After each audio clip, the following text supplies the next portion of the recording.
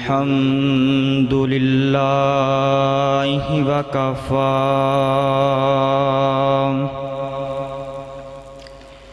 والصلاة والسلام على سيد الرسل وخاتم الأنبياء أما بعد فقال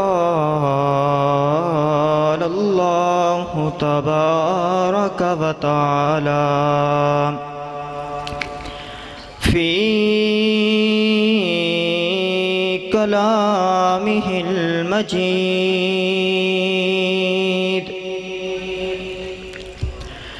أعوذ بالله من الشيطان الرجيم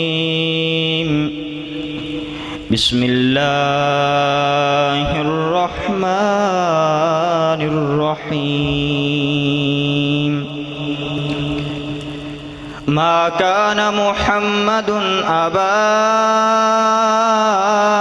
أحد من رجالكم ولكن رسول الله وخاتم النبيين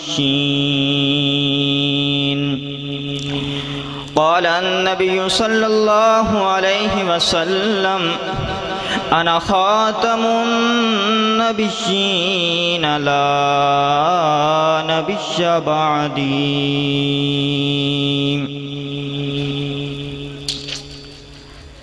محترم بزرگوں، دوستوں اور بھائیوں، اللہ سبحانہ و تعالی نے انسانیت کی رہنمائی کے لیے انبیاء علیہم السلام کا سلسلہ شروع فرمایا۔ اس سلسلے کی پہلی کڑی پہلے نبی حضرت آدم علیہم السلام ہیں۔ نبی آتے رہے، آخر میں نبیوں کے سردار آئے، جس کا نام نامی اسم گرامی حضرت محمد مصطفیٰ صلی اللہ علیہ وسلم ہے۔ ہمارا الحمدللہ یہ عقیدہ ہے کہ آپ کے بعد کوئی نبی نہیں، آپ خاتم النبیین پیغمبر ہیں۔ بس اسی پر روشنی ڈالوں گا۔ اگر کوئی مسئلہ ہمیں قرآن سے مل جائے تو پھر نہ میرے نبی کے فرمان کی ضرورت ہے، نہ صحابہ کے اجماع کی ضرورت ہے۔ اور ہاں، اگر کوئی مسئلہ قرآن سے نہیں ملتا تو پھر دوسرا نمبر ہے آقا کا فرمان۔ آقا کے فرمان سے تلاش کیا جائے گا۔ اگر ان دونوں سے نہیں ملتا تو پھر تیسرے نمبر پر ہے میرے صحابہ کا اجماع، اس میں سے اس مسئلے کو تلاش کیا جائے گا۔ لیکن جب دیکھا جائے آقا کی ختم نبوت کے مسئلے کو تو یہ ایک ایسا مسئلہ ہے کہ جس پر قرآن کی ایک آیت نہیں بلکہ 100 آیت دلیل موجود ہے۔ اب ہمیں قرآن سے یہ مل گیا کہ ختم نبوت پر دلائل موجود ہیں، لیکن پھر بھی ختم نبوت کا مسئلہ اتنا اہم اور واضح ہے کہ اس پر میرے آقا کے 200 فرامین موجود ہیں۔ اب ہمیں قرآن سے بھی دلائل مل گئے، احادیث سے بھی دلائل مل گئے، کسی چیز کی ضرورت باقی نہیں رہی، لیکن پھر بھی میرے آقا کی ختم نبوت پر صحابہ کا اجماع ہے۔ بس اسی تھوڑے سے وقت میں ایک دلیل قرآن پاک سے، 2 احادیث پیش کروں گا اور صحابہ کا اجماع، آخر میں ایک سوال کا جواب دے کے چلا جاؤں گا۔ اللہ تعالیٰ قرآن مجید سورۃ احزاب کے اندر فرماتے ہیں ما کان محمد ابا احد من رجالکم، محمد صلی اللہ علیہ وسلم مردوں میں سے کسی کے باپ نہیں، آپ کے سارے بیٹے بچپن ہی میں فوت ہو گئے، جوانی کو کوئی بھی نہ پہنچ سکا۔ یہ بھی میرے نبی کی ختم نبوت پر ایک دلیل ہے۔ کیوں لوگ قاضی کے بیٹے کو قاضی کہہ دیتے ہیں، پروفیسر کے بیٹے کو پروفیسر کہہ دیتے ہیں، حافظ کے بیٹے کو حافظ کہہ دیتے ہیں؟ میرے اللہ نے میرے نبی کے بیٹوں کو جوان ہی نہیں ہونے دیا تاکہ لوگ میرے نبی کے بیٹوں کو بھی نبی ہی نہ کہہ دیں۔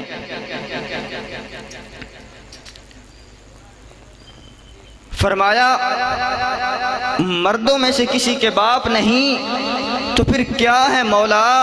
وہ آگے فرما دیا وَلَٰكِن رسول اللہ، محمد صلی اللہ علیہ وسلم مردوں میں سے کسی کے باپ نہیں ہیں، لیکن وہ اللہ کے رسول ہیں، اللہ کے نبی ہیں۔ آگے فرمایا وَخَاتَمَ النَّبِيِّينَ، اور نبیوں کے خاتم ہیں۔ اسی سے ملتی جلتی ایک آیت آپ کے سامنے ایک حدیث آپ کے سامنے رکھنا چاہتا ہوں۔